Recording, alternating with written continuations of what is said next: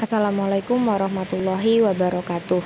Kami dari kelompok 4 yang beranggotakan Berlia Citra Ainur Rohmah absen 7, Hilman Arifin Ilham absen 17, Nisa Konita Azka absen 27, dan Sevia Ramadhani absen 37. Di sini kami akan menyampaikan materi dampak penjajahan bangsa-bangsa Eropa di Indonesia dalam aspek budaya, yang terdiri dari 1. Perkembangan agama Nasrani, 2. Perkembangan seni arsitektur, 3. Perkembangan seni sastra, 4. Perkembangan seni musik, dan yang terakhir perkembangan surat kabar.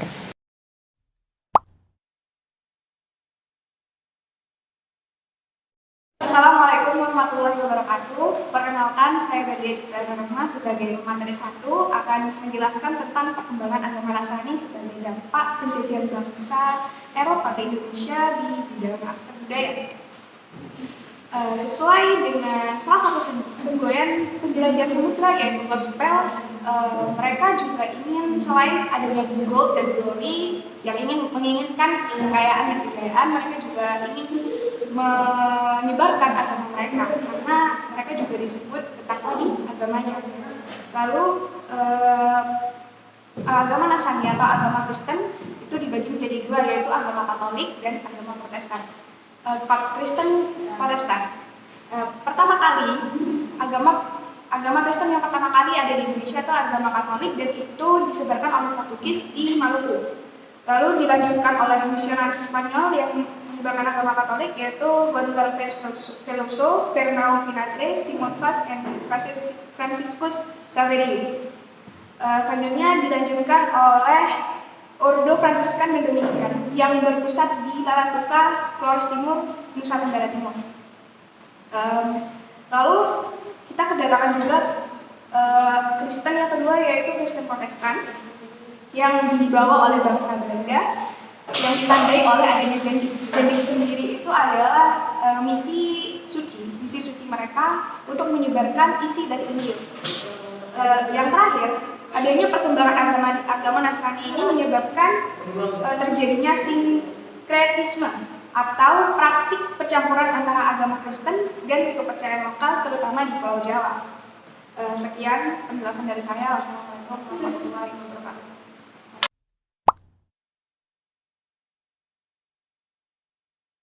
Assalamualaikum warahmatullahi wabarakatuh. Perkenalkan, nama saya Sevia Ramadhani. Di sini saya akan menjelaskan materi mengenai perkembangan seni arsitektur dan seni sastra sebagai dampak penjajahan bangsa-bangsa Eropa di Indonesia. Perkembangan seni arsitektur. Pada awal kedatangannya, bangsa Eropa membangun kantor dagang atau yang disebut Feitoria yang berfungsi mengatur kegiatan perdagangan serta menjadi benteng pertahanan, yang dalam perkembangannya memunculkan permukiman di sekitar benteng yang disebut intramuros. Pola permukiman intramuros ini kemudian berkembang di daerah pelabuhan yang menjadi pusat perdagangan. Selanjutnya, pada abad ke-18, pemerintah kolonial Belanda mulai membangun kota-kota penting seperti Batavia, Semarang, Surabaya, dan Makassar dengan mengikuti sistem tata kota di Belanda. Contoh permukiman perkotaan yang dibangun pada abad ke-18 adalah kawasan Kota Tua di Jakarta dan kawasan Kota Lama di Semarang. Selanjutnya, pada abad ke-19. Pada abad ini, arsitektur bergaya Eropa mengalami perkembangan signifikan di Indonesia. Pada periode tersebut, berkembang gaya arsitektur yang disebut Indis. Gaya Indis merupakan perpaduan antara arsitektur Eropa dengan arsitektur lokal. Bangunan Indis memiliki struktur bangunan yang kokoh. Kebudayaan Indis ini dapat dianggap sebagai kreativitas segolongan masyarakat pada masa kekuasaan bangsa-bangsa Eropa. Contoh bangunan Indis pada masa ini adalah Gereja Belenduk di Semarang. Selanjutnya, pada akhir abad ke-19 hingga awal abad ke-20. Pada akhir abad ke-19 hingga awal abad ke-20, arsitektur yang berkembang di Indonesia adalah gaya Napoleon klasik. Pemerintah kolonial menerapkan gaya Napoleon klasik untuk membangun kantor pemerintahan. Nah, sebelumnya di sebelah kanan saya merupakan gedung The Jacques Bank. Gedung The Java Bank ini dapat Anda lihat di beberapa kota besar seperti Bandung, Medan, Surabaya, dan Jakarta. Gedung The Java Bank ini merupakan bangunan berarsitektur gaya neogotik dan rasionalisme Belanda. Jadi kesimpulannya pada akhir abad ke-19 hingga awal abad ke-20, selain berkembangnya arsitektur gaya Napoleon klasik, juga berkembang arsitektur gaya neogotik dan rasionalisme Belanda.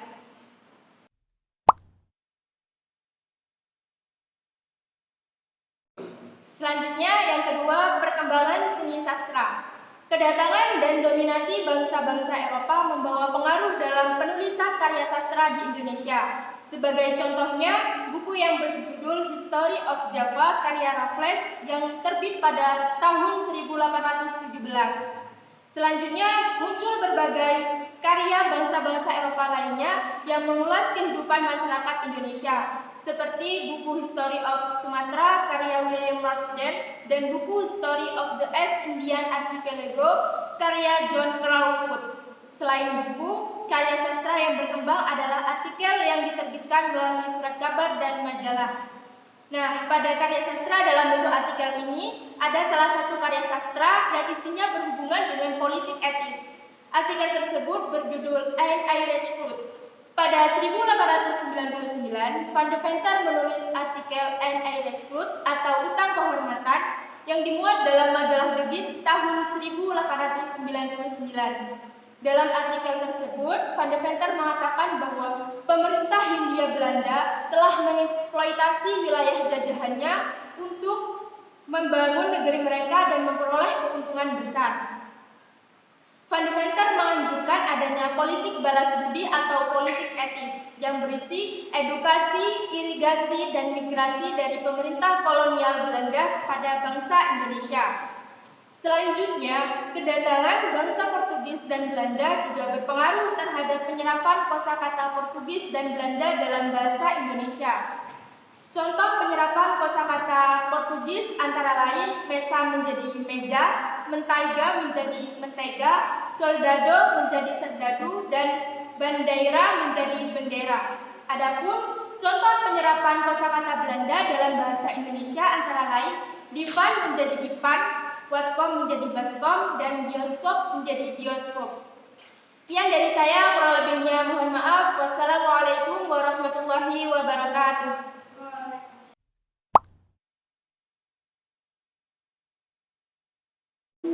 Assalamualaikum warahmatullahi wabarakatuh. Perkenalkan, nama saya Nisa Putraska. Di sini saya akan mempresentasikan materi dampak penjajahan bangsa-bangsa Eropa dalam perkembangan seni musik. Penjajahan bangsa-bangsa Eropa turut mempengaruhi perkembangan seni musik yang ada di Indonesia. Bangsa-bangsa Eropa memperkenalkan berbagai alat musik seperti biola, flute, seruling, dan ukulele. Bangsa Eropa juga memperkenalkan sistem solmisasi dalam berbagai karya lagu. Solmisasi adalah sistem menempatkan sebuah suku kata berbeda dalam setiap tangga nada. Contoh suku kata yang biasa kita kenal adalah do, re, mi, fa, sol.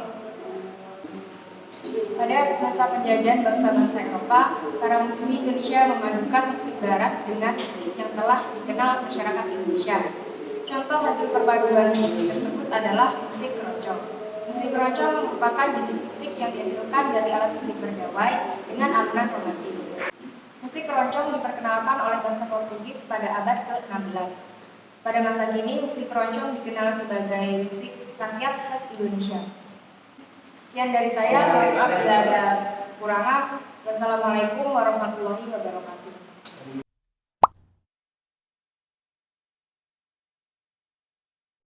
Assalamualaikum warahmatullahi wabarakatuh. Nama saya Hilman Arifin. Di sini saya akan menjelaskan pokok materi, yaitu tentang perkembangan surat kabar. Pada 1744, pemerintah Belanda melakukan percobaan pertama menerbitkan surat kabar dengan nama Batavia Notas.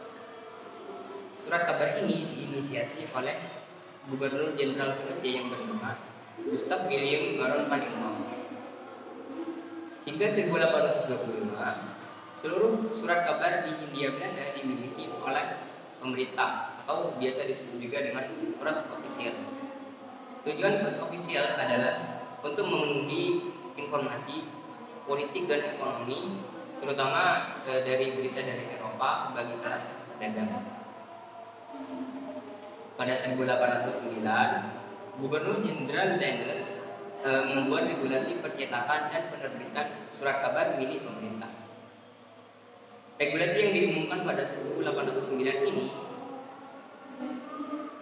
tersebut menjelaskan prioritas isi surat kabar, yaitu iklan, pengumuman dokumen publik milik pemerintah, dan pengumuman tambahan lainnya. 1 tahun setelah pemerintah Daniels mengumumkan regulasi ini, Daniels menerbitkan Batavia's Colonial Koran. Surat kabar ini adalah corong resmi pemerintah Daniels dalam mempublikasikan berita-berita mengenai reformasi administrasi kolonial. Perkembangan berbagai surat kabar pada masa kolonial, terutama pada awal abad ke-20, mampu membawa pencerahan bagi kalangan masyarakat Bumi Putra. Bahkan bagi kalangan pelajar,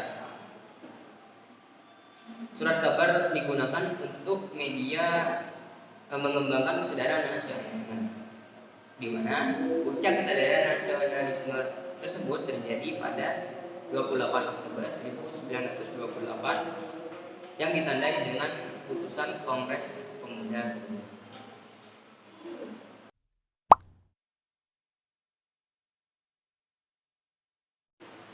Kesimpulan dari presentasi kami adalah pengaruh bangsa-bangsa Eropa di Indonesia dalam bidang kebudayaan seperti agama, seni, dan bahasa adalah mampu memberikan nuansa baru bagi perkembangan kebudayaan yang ada di Indonesia.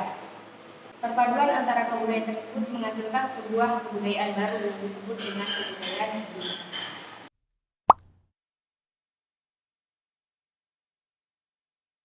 Penjajahan bangsa-bangsa Eropa juga turut memberikan dampak positif dan negatif terhadap bidang budaya yang ada di Indonesia.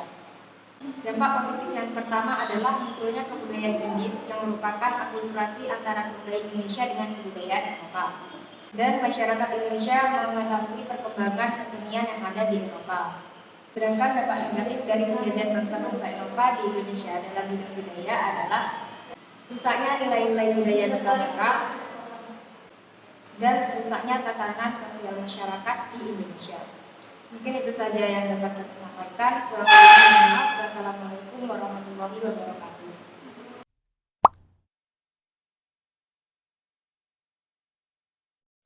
Sekian presentasi dari kelompok 4. Mohon maaf bila ada kesalahan. Terima kasih atas perhatiannya. Wassalamualaikum warahmatullahi wabarakatuh. Waalaikumsalam.